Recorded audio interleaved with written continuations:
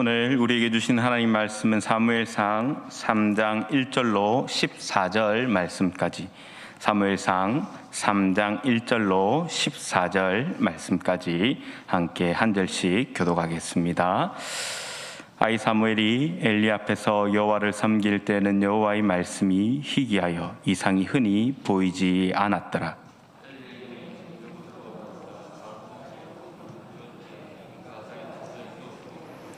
하나님의 등불은 아직 꺼지지 아니하였으며 이 사무엘은 하나님의 궤에 있는 여호와의 전 안에 누웠더니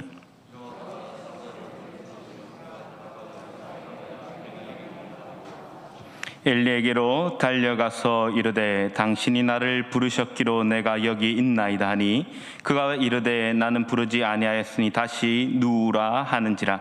그가 가서 누웠더니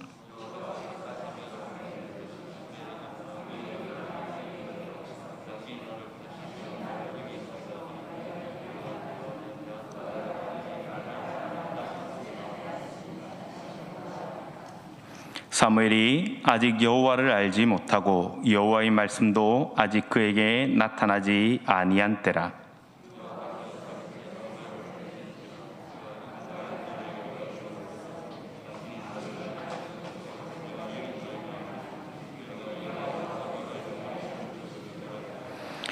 엘리가 사무엘에게 이르되 가서 누웠다가 그가 너를 부르시거든 내가 말하기를 여호와여 말씀하옵소서 주의 종이 듣겠나이다 하라 하니 이에 사무엘이 가서 자기 처소에 누우니라.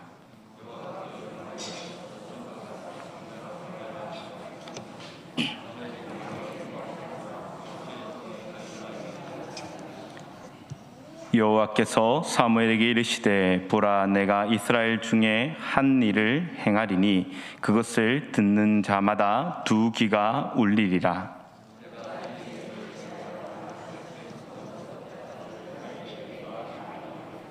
내가 그의 집을 영원토록 심판하겠다고 그에게 말한 것은 그가 아는 죄악 때문이니 이는 그가 자기의 아들들이 저주를 자청하되 금하지 아니하였음이니라. 그러므로 내가 엘리의 집에 대하여 맹세하기를 엘리 집의 죄악은 제물로나 예물로나 영원히 속죄함을 받지 못하리라 하였노라 하셨더라. 아멘. 사무엘은 이스라엘을 사사시대에서 왕정시대로 이어주는 아주 중요한 역할을 하는 사람입니다.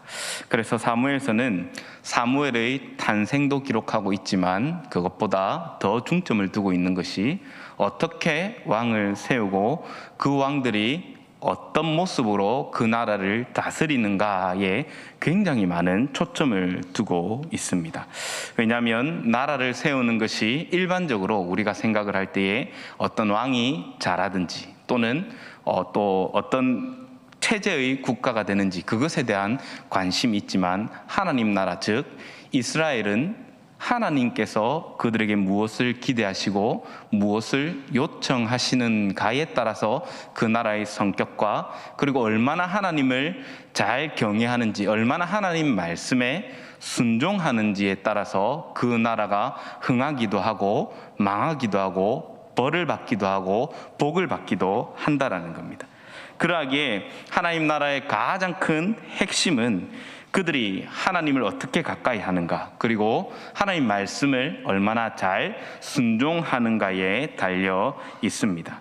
그렇기 때문에 이스라엘의 가장 강력한 힘을 가진 시절의 대표적 왕이었던 솔로몬이 하나님께 기쁨이 되고 하나님께서 그를 사랑을 입은 자라고 이야기를 할 수밖에 없었던 이유가 하나님께 1000번제를 드린 이후 하나님께서 솔로몬아 내가 너한테 뭐 줄까? 라고 물었을 때에 나는 아직 아이여서 듣는 길을 하나님 백성을 다스릴 지혜가 없사오니 내게 하나님 뜻대로 다스릴 수 있는 지혜를 달라고 요청을 하였던 것을 볼 수 있습니다. 즉 나는 할 수 없지만 하나님께서 내게 지혜를 주시면 이 나라를 다스릴 수 있습니다 라는 고백이 솔로몬의 고백에 포함되어져 있었던 것이죠.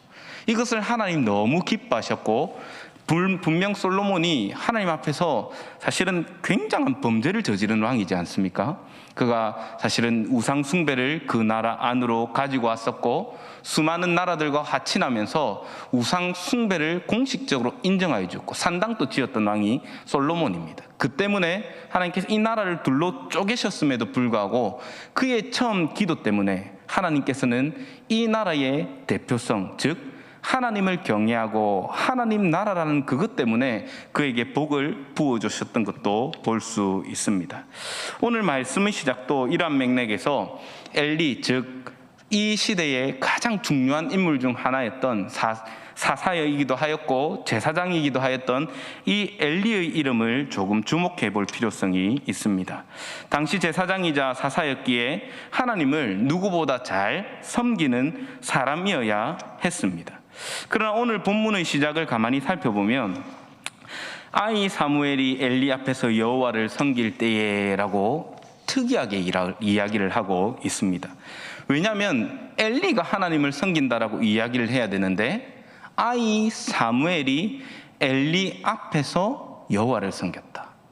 말이 조금 이상하지 않습니까? 섬기는 자가 누구입니까? 제사장 직분을 가진 당연히 엘리여야 하지 않겠습니까? 그런데 아이 사무엘이 엘리 앞에서 여호와를 섬겼다. 딱 빼버리면요, 사무엘이 여호와를 섬길 때가 돼버립니다. 굉장히 중요한 말이죠. 왜냐하면 집중을 시키고 또 여러 가지 이야기를 할 때 앞에서 계속 엘리를 중심으로 여러 가지 이야기들이 되어져 왔거든요. 그런데 오늘 3장에서 갑자기 이 아이 사무엘 중요하긴 중요하지만 이제 본격적으로 이야기를 시작하려고 하는데 아이 사무엘이 엘리 앞에서 여호와를 섬길 때라고 이야기를 함으로써 영적인 기류가 엘리에게 머물러 있는 것이 아니라 사무엘에게 이양되어져 가고 있다는 것을 느낄 수 있도록 본문은 말하고 있습니다. 그리고 이어서 2절에서 엘리의 상태를 말하기를 뭐라고 이야기하고 있습니까? 엘리의 눈이 점점 어두워가서 잘 보지 못하였다라고 그렇게 이야기하고 있습니다. 왜냐하면 이 눈과 빛 그리고 어둠과 그 눈에 대해서 이야기를 할 때 그리고 빛과 어둠에 대해서 이야기를 할 때 우리는 성경을 조금 주의 깊게 살펴보아야 됩니다. 왜냐하면 눈에 대해서 이야기를 할 때에 그 사람의 영적인 상태를 주로 표현하고 이야기할 때에 의도적으로 기록을 많이 하고 있거든요. 그에 대표되는 사람이 이삭이 있죠. 이삭이 눈이 어두워서 잘 보지 못하였다라고 이야기를 하고 결국은 이 보지 못함으로 인해서 어떤 결과가 나타나게 됩니까? 장자와 차자를 구분하지 못하는 상황이 와버리죠. 이것은 구분하지 못한 하나님께서 눈을 가리셨다라고도 볼 수 있지만 그의 영적인 상태가 하나님 앞에 온전히 깨어 있어야 되는데 하나님께서 먼저 말씀하신 것이 있음에도 불구하고 그가 아들을 사랑하는 마음 때문에 하나님의 약속을 이어가지 못하고 약속을 기억하지 못하고 자기의 임의대로 복주려고 하는 그의 영적인 상태도 생각할 수 있죠. 반대로 눈이 밝은 사람도 성경에서는 기록하고 있습니다. 신명기 34장 7절 말씀을 보면 모세에 대해서 기록을 하고 있는데요. 본문 한번 띄워주시겠습니까? 모세가 죽을 때 나이가 120세였으나 그의 눈이 흐리지 아니하였고 기력이 새하지 않았다라고 하나님 말씀은 기록합니다. 즉 그의 눈이 밝음은 하나님을 향한 밝음을 의미하는 것이고 그리고 그의 눈의 밝음은 또한 기력 또한 하나님 앞에 쇠하지 않도록 하나님께서 더하여 주신 영적으로 밝은 자들에게 더하여 주시고 부어주시는 은혜라는 것도 우리는 충분히 생각할 수 있습니다. 하지만 모세와는 대조적으로 엘리는 눈이 어두워졌습니다. 여기에서 이어서 이야기를 하는 것이 하나님의 말씀이 희귀하였다라고 이야기를 하고 있는데요. 이 희귀하였다의 단어를 원어를 찾아보면 이 원어가 보석과 같다라는 이 좋은 단어 아닙니까? 그런데 좋은 데 있어서 빛나는 데 있어서 이 가치가 보석이 나타나면 참 좋겠는데 하나님 말씀을 보석과 같이 희귀하였다라고 이야기를 하는 것은 하나님 말씀을 잘 볼 수 없었다라는 부정적인 의미에서 이 단어를 사용하고 있다라는 겁니다. 그렇기 때문에 하나님을 잘 볼 수 없는 이유가 그의 눈이 어두워졌기 때문이고 그리고 이 어두워짐과 대조시켜서 3절에 이어서 나오는 내용이 있습니다. 그 그림이 어떤 그림이냐면 바로 하나님의 등불이, 즉 불이 등장을 한다는 겁니다. 하나님의 등불은 성막 안에 있는, 성전 안에 있는 불을, 등대를 이야기를 합니다. 7등대가 꺼지지 않도록 계속 타 올라야 되는 것이죠. 그런데 이 등불이 종종 꺼졌었던 것 같습니다. 그래서 뭘 이야기를 하냐면 아직 꺼지지 않은 때에라고 이야기를 하고 있죠. 왜냐하면 이 이후에도 실로가 망하여서 덮개도 빼앗겨버리고 성막도 불타 없어져 버리거든요. 근데 아직 꺼지지 않은 이때에, 또는 우회적으로 그 전에 다른 제사장들이 맡았을 때에 쉽게 꺼졌다라고 그렇게도 보기도 합니다. 여러 측면들이 있지만 중요한 것은 사무엘이 있었는데 이 성막 안에, 성전 안에 사무엘이 있을 때는 불이 안 꺼졌다라는 것을 분명하게 이야기해주고 있는 것이죠. 그곳에 여호와를 섬기는, 여호와 엘리 앞에서 여호와를 섬기는 사무엘이 있었기 때문에 그 불이 꺼지지 않고 타오르고 있다는 겁니다.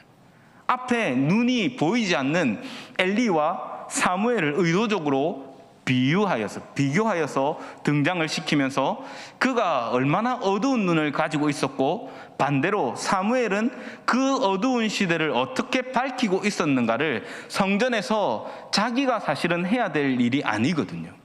이 직무가 맡겨져 있는 것은 제사장은 처소에 누워있고 아이 사무엘은 이 성막에 누워있어 성전 안에 누워있었다라고 이야기를 하는데, 출애굽기 27장 21절을 한번 띄워주시겠습니까?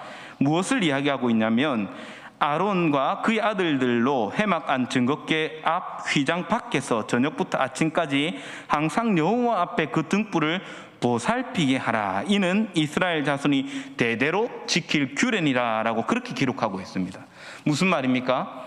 이 직무는 사무엘에게 맡겨져 있는 것이 아니라 누구에게요? 엘리의 후손들, 즉 제사장 가문의 사람들에게 맡겨져 있는 내용이라는 겁니다.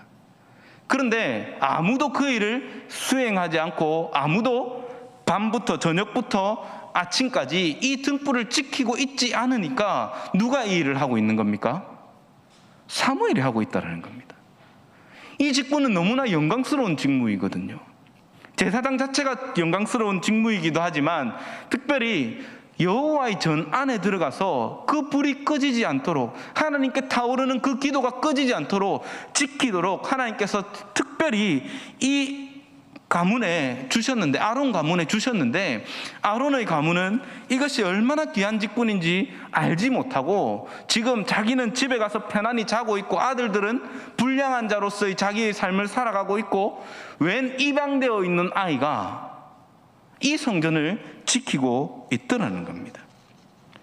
등불을 지키는 것은 오직 소임을 받은 자, 즉 아론 가문의 자손들만 할 수 있는 일이었습니다.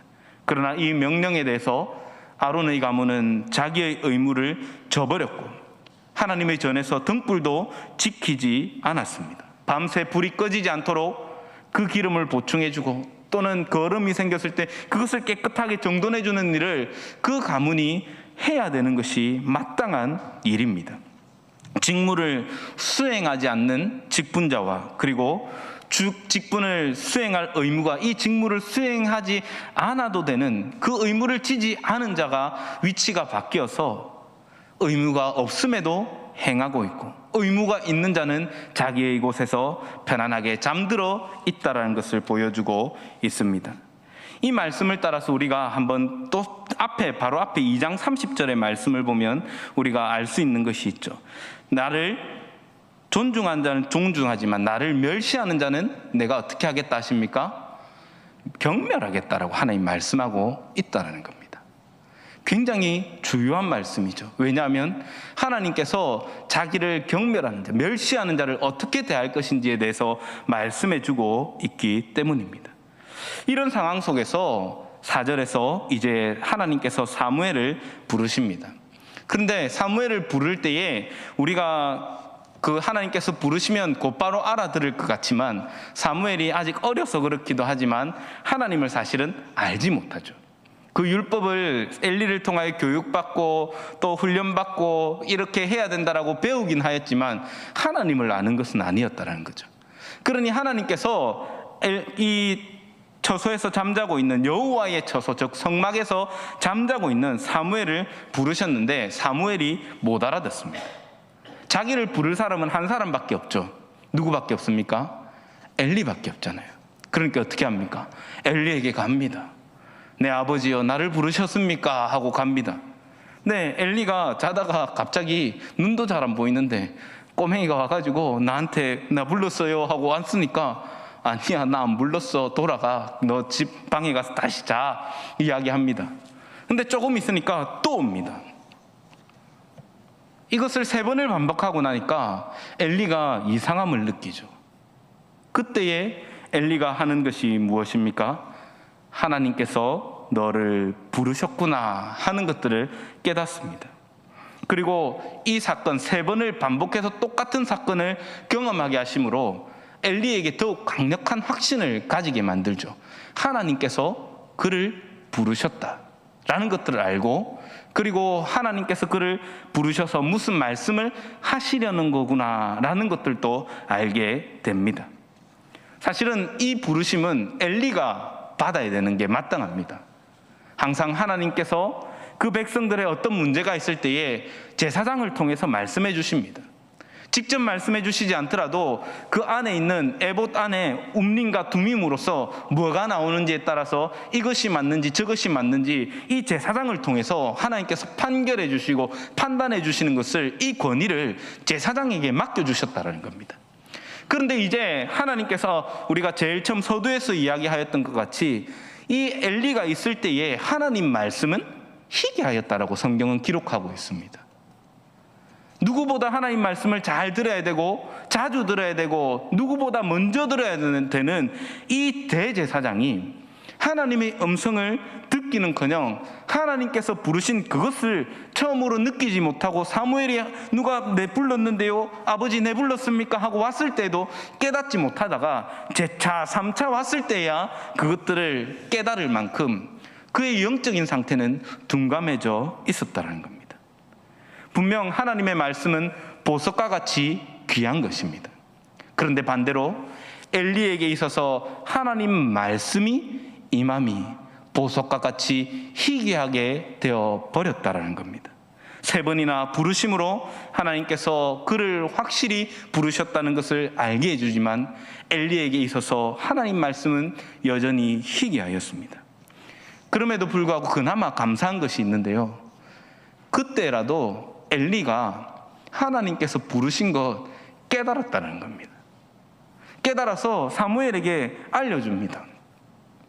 우리 신앙에도 굉장히 중요한 원리가 있는데 혼자 신앙생활에서는 신앙이 빨리 자라지를 못하죠. 뭐가 필요합니까? 선생이 필요하고 교사가 필요하죠. 그래서 교회를 세우는 직분을 주시는 것도 목사로 또는 또 교사로 또 가르치는 자로 선지자로 세워주신 그것이 무엇이냐면 혼자 자라서 잘하는 것이 아니라 내가 열심히 혼자서 말씀을 읽는다고 깨달아는 것이 아니라 선생을 통하여 가르치는 자들을 통하여 깨닫게 하여 주시고 나 혼자 깨닫지 못할 때에도 하나님께서 교회를 사랑함으로 주시는 그 말씀을 통해서 깨닫게 해주시는 것이죠. 사무엘에게도 마찬가지입니다. 자기가 하나님의 부르심을 들었지만 기본적인 것들은 하나님께 직접 다 일일이 설명해 주시는 것이 아니라 이 가운데 먼저 세움을 받은 자, 비록 그가 불성실하고 비록 그가 부족한 것 투성이라 할지라도 하나님께서는 그를 통하여 하나님이 누구이신지 가르치도록 하시고 그를 통해서 사무엘에게 배우도록 하시더라는 겁니다. 그러니 이것들을 통해서 사무엘이 엘리에게 배우는 것이 있죠. 크게 2가지를 이야기를 해줍니다. 사무엘이 아버지여 나를 부르셨습니까? 왔을 때에 아니다. 너를 부르신 이. 첫 번째는 이것이죠. 너를 부르신 이가 바로 하나님이시다라는 겁니다. 하나님이 널 불렀다라는 것을 가르쳐줍니다. 2번째 무엇을 가르쳐줍니까? 네가 하여야 할 일이 있는데 이제 하나님께서 너에게 말씀하실 것이니까 너는 그것 들어야 돼. 하나님을 고백하고 그리고 주의 종이 듣겠습니다, 말씀하옵소서라고 이야기해야 된다라고 엘리는 가르치고 있습니다. 2장에서도 하나님께서는 엘리에게 말씀하여 주시는 장면이 나옵니다. 그런데 제사장인 엘리에게 말씀하시는 것이 아니라 누가 옵니까? 지난 시간에 살펴보았던 것처럼 하나님의 사람이 엘리에게 와서 말을 대언합니다. 너의 집이 망할 거야. 왜냐하면 네가 나를 경멸했기 때문이야 라고 하나님 말씀해 주시죠. 지난번에도 말씀드린 것과 같이 하나님께서 말씀하시는 그 말씀의 목적과 이유는 엘리의 가문이 하나님 말씀을 듣고 돌이키길 기대하심이라는 겁니다. 그런데 이 이후에도 그의 삶이나 그의 자녀들의 삶은 전혀 변하지 않았던 것이죠. 하나님께서 말씀하실 때에 어떻게 말씀하신지 알고 있는 엘리이고, 하나님께서 이 자녀들에게 경고하시는 것이 무엇인지 알고 있었지만, 이 엘리는 하나님의 음성을 들을 수 없는 사람이었고, 하나님의 음성을 직접 듣지 못하였어도 간접적으로 들었을 때라도 하나님의 의도와 하나님께 기대하시는 것을 생각해야 되는데 그것조차도 파악할 수 없는 사람이었습니다. 그러나 그러함에도 불구하고 엘리에게 조금 남아있는 감사한 것은 가르쳐야 할 직무까지는 포기하지 않았다는 겁니다. 내가 하지 않아도 내가 해야 되는 일은 그래도 하고 있었다는 것이 믿음의 다음 세대인 사무엘에게 있어서는 너무나 감사한 일입니다. 어쩌면 눈이 흐려져 있는 엘리지만, 그러나 그러한 엘리임에도 불구하고 사실은 사무엘을 부르신 하나님의 이 부름은 엘리에게 너무나 충격이었을 겁니다. 왜냐하면 사환이잖아요. 아이잖아요. 아직 꼬맹이여서 아무것도 모른다라고 생각할 수 있지만, 하나님 나에게는 말씀하시지 않지만 이 아이에게, 똑같은 공간에 있는 이 아이에게 말씀하기 위하여 나를 부르시지 않고 엘리를, 이 사무엘을 불렀다는 것은 엘리에게 있어서도 너무나도 자존심 상하는 일이었을 겁니다. 그럼에도 불구하고 그는 그의 어두운 눈을 그대로 유지하고 있는 것을 볼 수 있습니다. 눈이 어두워져 엘리가 주신 하나님 말씀이고 경고임에도 그는 하나님 말씀을 온전히 듣지 못합니다. 그가 하는 일, 사무엘에게 하나님께서 어떻게 너를 부르셨고 그 부르실 때에 어떻게 해야 된다는 가르치는 그것은 잘하는 일이지만, 그러나 그의 영적인 상태는 어두워질 대로 어두워져 있었고 하나님의 음성을 들을 수 없는 상태에 있었습니다. 그의 직무가 무엇입니까? 하나님과 사람, 하나님의 백성을 화목케 하는 직분입니다. 중보자의 역할을 하고 있는 거죠. 예수님만 중보하는 것이 아니고요, 무너져 있는 그 죄악을 가지고 하나님 앞에 나왔을 때 제사장들을 통하여 하나님 중보하게 하는 직분을 가지고 있는 거예요. 선지자도 마찬가지죠. 하나님과 그 백성 사이에서 범죄할 때 너희가 범죄하였노라고, 하나님 앞에 너희가 범죄하여 회개하고 돌아오라라고 말씀하는 것이 선지자의 직무인데, 이 직무 자체가 중보자로서의 역할을 하고 있다는 겁니다. 백성과 하나님 사이를 중보하여서 그들이 하나님을 더욱 잘 만날 수 있도록 돕는 역할을 해야 되는 이 엘리이지만, 그러나 성전 등대가 꺼지지 않도록 지키는 것조차 버거워하는 영적으로 무디어져 있는 사람들이 바로 이 아론 자손의 사람들이었습니다. 그가 지금 처해 있는 상황은 하나님의 말씀이 강물처럼, 바다처럼 흔하게 만들어야 되는 것이 이 엘리 가문, 즉 제사장 가문의 사람들의 사명입니다. 그러나 그가 사사로서 다스리고 있을 동안에 그 시대에 하나님 말씀은 희귀하게 되어 버렸습니다. 백성들로 하여금 선포되어진 말씀으로 가르쳐야 되는데 하나님의 말씀이 희귀하여져서 도무지 들을 수 없는, 하나님의 말씀이 너무 보석과 같아서 그것을 가뭄에 콩나듯이 그것을 구경하기 힘든 시대가 되어 버렸다는 겁니다. 눈이 어두워져서 도무지 하나님의 빛도 보지 못합니다. 음성도 분별하지 못합니다. 정말 기대하시는 일이 무엇인지도 알지 못하고 깨닫지 못합니다. 하나님께서 이스라엘에게 기대하는 것, 엘리야의 가문에 기대하는 것, 하나님께서 말씀하셨지만 하나님께서 기대하신 너 망할 거야 한다고 네가 망하기를 기대하는 것이 아니라 네가 망할 거야 이 말을 듣고 하나님 내가 범죄하였습니다, 하나님 나를 용서하옵소서라는 이 회개의 탄식이 흘러나와야 되는데, 이 말을 듣고서도 하나님의 말씀을 듣지도 않고 이스라엘과 하나님을 화목케 하지도 않는 이 제사장에게 하나님께서 다시 나타나셔서 야, 내가 너한테 말해야 되는데 너한테 말할 수가 없어서 네가 데리고 있는 그 꼬맹이한테 내가 말하잖아. 너 언제 나의 음성을 들을 거야? 라고 질책하시는 하나님의 음성 아닐까요? 사무엘을 부를 때에 사무엘을 보내어 하나님의 음성을 듣게 할 뿐 아니라 자신에게도 하나님 말씀하시기를 기도하여야 되는 것이 엘리야의 직분이 가진 의무 아니겠습니까? 사무엘이 왜 3번이나 똑같이 그렇게 행했겠습니까? 하나님께서 기회를 주시는 거죠. 엘리야, 내가 사무엘 부른다. 엘리야, 내가 사무엘 부른다. 엘리야, 내가 사무엘 부른다.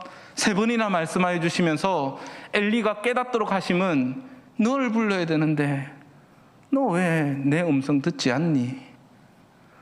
말씀을 가르치는 너의 직무를 왜 행하지 않니? 라고 타이르는 하나님의 음성 아닙니까? 하나님께서 니느웨로 요나를 보내셨을 때 어떻게 했습니까? 하나님의 백성이 아님에도 불구하고 그들은 하나님의 음성을 듣고 요나의 대언함을 듣고 회개하였습니다. 하나님 어떻게 하십니까? 용서해 주십니다. 재앙을 내리지 않으시더라고요. 그러면 하물며 이스라엘 백성들이 이 말씀을 읽고 하나님께 기대하시는 바가 무엇이었겠습니까? 말씀 듣고 돌이키라는 것이죠. 쓸데없이 왜 이방 나라에 대해서 이야기를 했겠습니까? 쓸데없는 것이 아니라 봐라, 이방 나라를 할지라도 내게 회개하고 저희들의 잘못을 하나님 앞에 내어놓고 통회하고 자복하면 내가 용서해 주잖아. 너희는 왜 내 앞에 회개하지도 않고 그 악한 행위에서 돌이키지도 않는 거야? 라고 되물으시는 하나님의 음성 아닙니까? 성전에서 내 불이 꺼지지 않도록 지키고 있는 이 아이에게도 내가 부르고 내가 그에게 말하지 않니? 너는 뭐하고 있니? 라고 하나님께서 엘리에게 말씀하심 아닙니까? 말씀은 계속 진척이 됩니다. 가르침을 따라서 사무엘은 자기의 처소에 가서 눕습니다. 하나님 다시 부르시죠. 사무엘아, 사무엘아. 사무엘이 답합니다. 말씀하옵소서. 주의 종이 듣겠나이다. 주의 종이 듣겠나이다. 이때부터 사무엘은 하나님의 종이 됩니다. 하나님의 부르심을 응답함이죠. 아이입니다. 그런데 여기에서 중요한 원리가 있습니다. 하나님 나라의 일꾼은 나이와 신분 고하를 막론하지 않습니다. 하나님 부르심 앞에 아멘으로 화답하는 자를 하나님 부르시고 아멘으로 순종하는 자를 사용하신다는 것을 기억합시다. 이곳에서 이곳에서 오늘 본문 10절에서 조금 그 인물과 행동이 조금 맞지 않는 부분들이 등장을 합니다. 10절에서 뭘 이야기를 하냐면 하나님께서 말씀하실 때에 서서 전과 같이 사무엘아 사무엘아 하고 부르십니다. 여러분, 사람을 부를 때에 자기보다 아랫사람을 부를 때 서서 부르는 경우가 잘 있습니까? 없습니다. 근데 여기에서 서서 부르실 때는 의도를 가지고 서 계신 거죠. 하나님께서 우리가 생각할 때 하나님 부르심이 모세도 마찬가지고 하나님 부르심이 자기가 있는 곳으로 나아오도록 하심도 있지만 하나님께서 주로 처음 그를 부르실 때는요, 하나님이 있는 곳으로 그가 나가는 게 아니라 그가 있는 곳으로 하나님께서 찾아오신다는 걸 보여주고 있습니다. 모세도 마찬가지죠. 하나님께서 불타는 떨기나무 가운데 거기에서 사실은 부르셨다라고도 볼 수 있지만 하나님께서 모세가 거기에 있을 때 하나님 찾아오셔서 나타내신 거죠. 마찬가지입니다. 예수님께서 제자들을 부를 때에도 그냥 나가 있는 곳으로 오너라라고 말씀하신 것이 아니라 처음 하나님께서 만나 주실 때는 그를 찾아가서 만나 주시고 그에게 말씀해 주시더라는 겁니다. 이것은요, 주인이 할 일이 아니라 종이 일어서서 주인 앞으로 나가야 되는 겁니다. 일반적으로 권위를 상징을 할 때에 의자에 앉아 있는 것이 유대에도 당연한 관습입니다.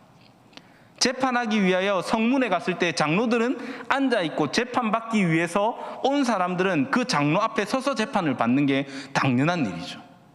엘리도 앞에서 살펴보면 한나가 기도할 때에 성전 회막 곁에 앉아 있었다라고 이야기하고 있거든요. 앉아서 듣는 게 당연한 겁니다.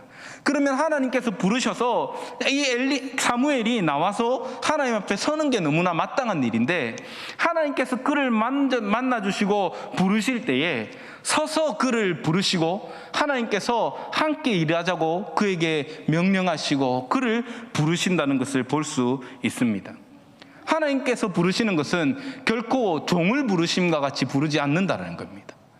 오히려 반대로 하나님께서 그를 얼마나 아끼시는지, 그를 얼마나 사랑하시는지 그러한 것들을 나타내시며 너는 나의 음성을 듣는 내가 사랑하는 자야 라는 것들을 최고 예우를 하며 그 사무엘을 불러주시고 그 아이에게 그리고 그 자녀에게 말씀하시는 것과 같이 조용히 말씀하시는 것들을 볼 수 있습니다.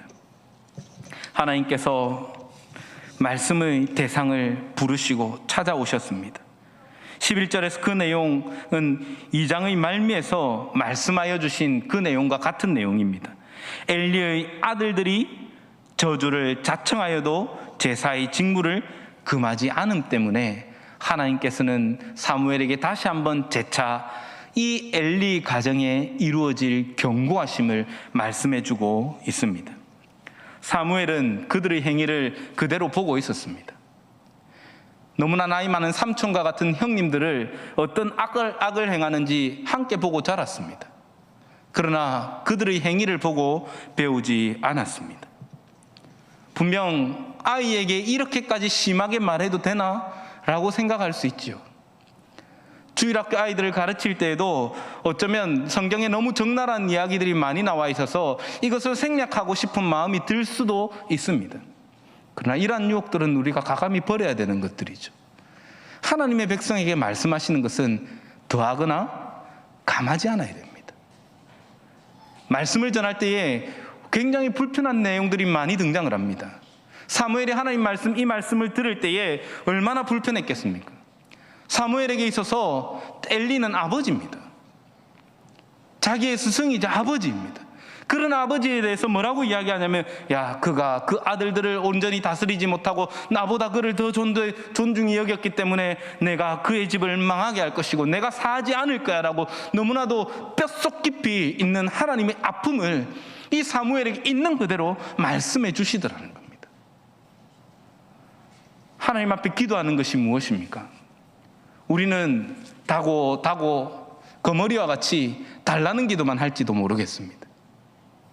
그러나 하나님께서 말씀하시는 것은 이 말씀 가운데서 하나님의 아픈 마음과 어떻게 그가 하나님을 섬겨야 되는지에 대한 바른 것들에 대해서 알기를 원하시고 깨닫기를 원하시는데, 정작 어린 사무엘은 하나님을 어떻게 경외하여야 되고 하나님을 어떻게 섬겨야 되는지 알고 있는데, 아버지 된 이 엘리는 하나님을 어떻게 경외해야 되고 어떻게 섬겨야 되는지를 알지도 못한 채로 그렇게 살아가고 있다는 것을 보여주고 있습니다.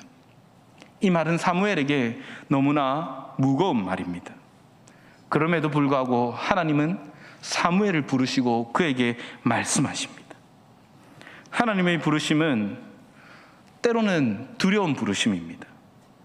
하나님의 말씀도 너무나도 감사하고 너무나도 우리를 흥에 겪게 만들지만, 동시에 하나님의 말씀은 너무나도 감사한 동시에 너무나도 두려운 말씀입니다. 하나님을 경외하는 자들에게는 하나님의 말씀은 복입니다. 그리고 하나님의 영광입니다. 그러나 하나님의 말씀을 거역하고 불순종하는 자들에게 있어서는 엄청난 저주이며 하나님 앞에 멸망을 선언하는 사형선고와도 같은 것이 하나님 말씀입니다. 하나님의 말씀은 결코 은밀하게 나타나지 않습니다. 감추어서 나타나지 않습니다. 혹 우리 가운데 하나님께서 은밀하게 내게 말씀하셨어, 라고 이야기를 하는 사람이 있다면 백방이단입니다. 천번 만번 이단입니다.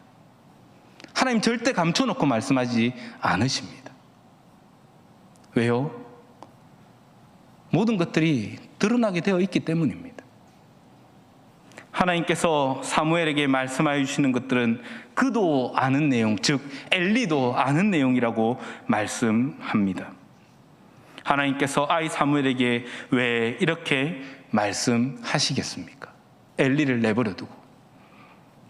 그것은 비록 어리지만 하나님의 전에서 누구보다 하나님을 경외하는 마음을 가지고 있었기에, 하나님의 음성을 들을 준비가 되어 있었기에, 하나님 어린 아이임에도 불구하고, 아직 소년임에도 불구하고 그에게 말씀하심 아닙니까? 불량한 형님들, 삼촌들 위해서 안에서 불량함을 본받는 것이 아니라 아무도 지키지 않는 성전 가운데 하나님의 불, 거룩한 불이 꺼질까 봐 그것을 노심초사하여서 밤에 잠도 제대로 들지 못하고 순간순간 기름이 부족한가 부족하지 않는가 그것들을 늘 살피면서 잠자리에 들었던 것이 사무엘의 마음 아닙니까? 하나님을 향한 순전한 마음을 보심입니다. 하나님을 경외하는 그를 하나님 만나 주심이지요.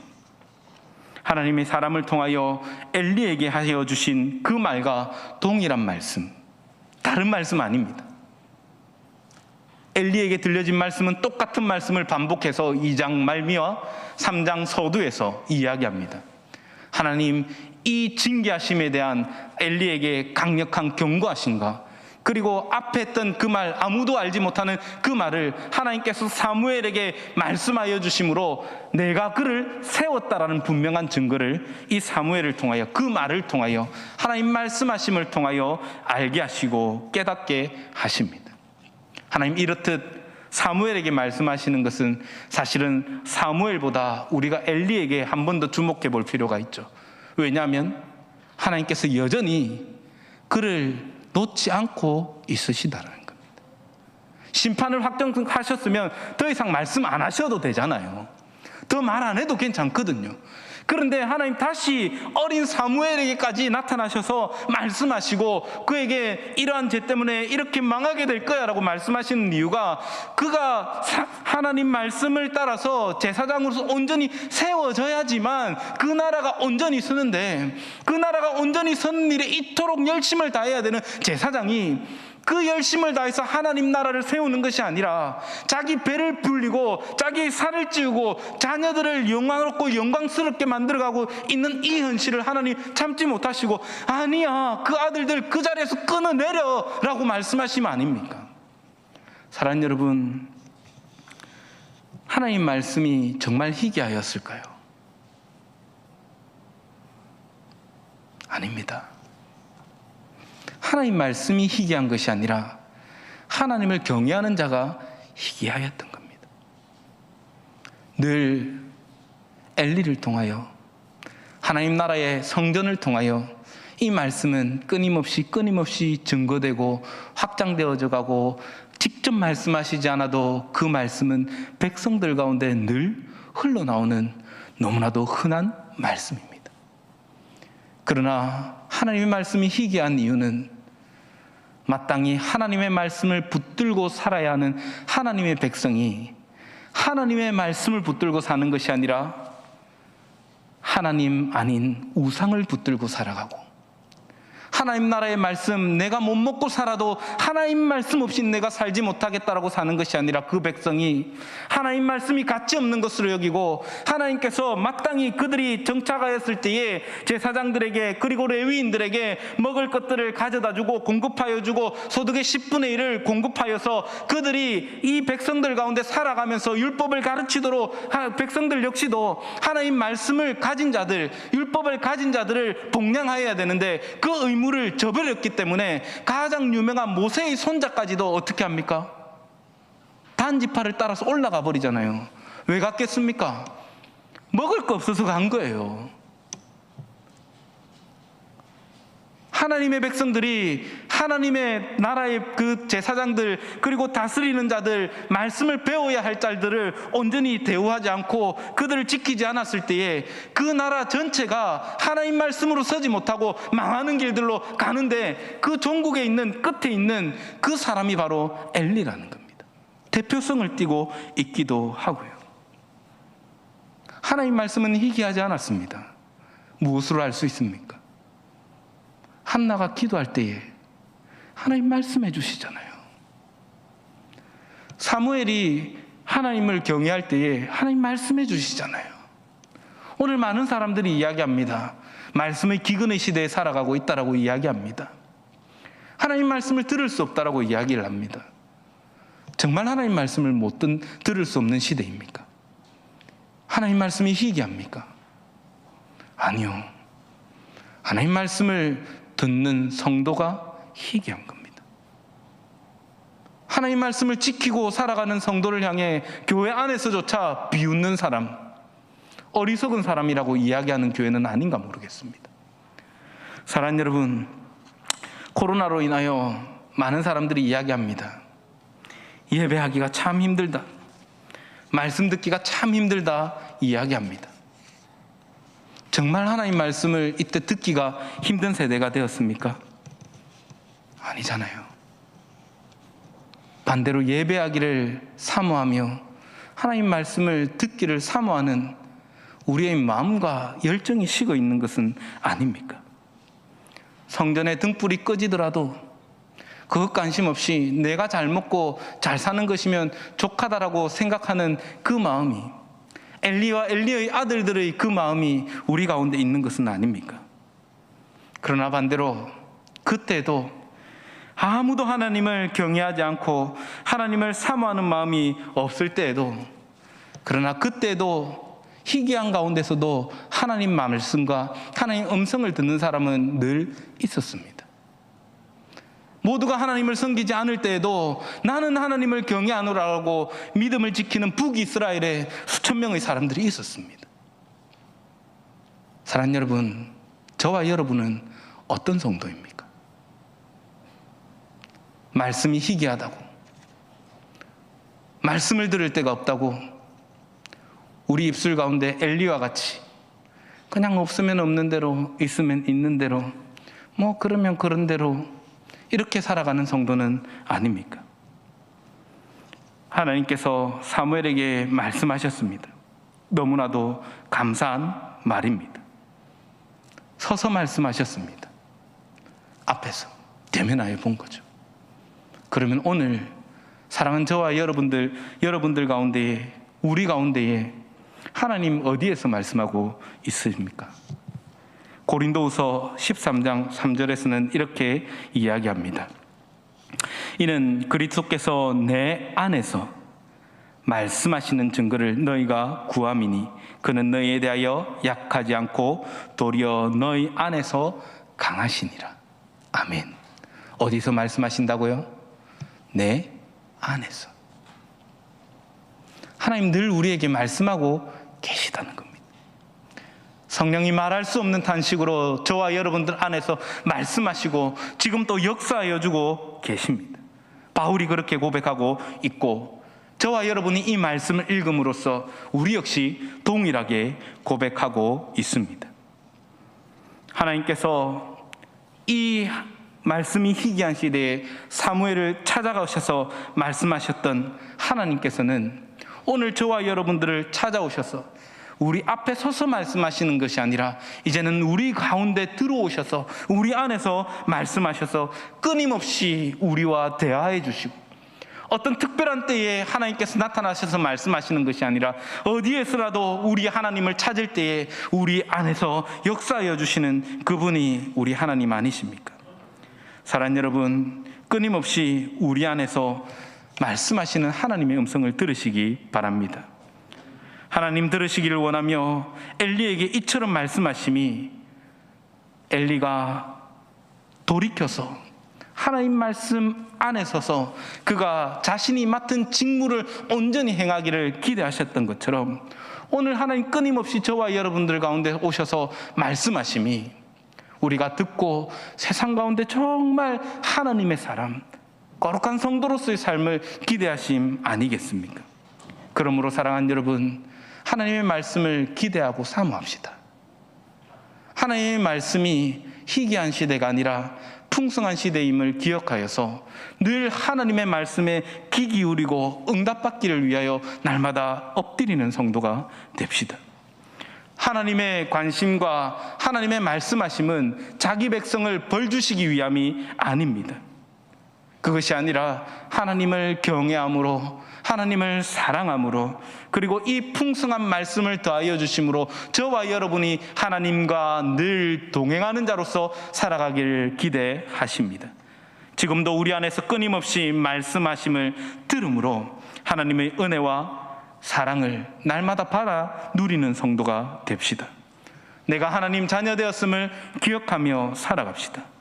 날마다 풍성하게 임하시는 그 하나님의 말씀이 저와 여러분을 희귀한 말씀이 아니라 풍성한 하나님의 말씀의 세계로 살아가게 할 수 있도록 저와 여러분을 하나님의 말씀 앞에 세우기를 간절히 소망합니다.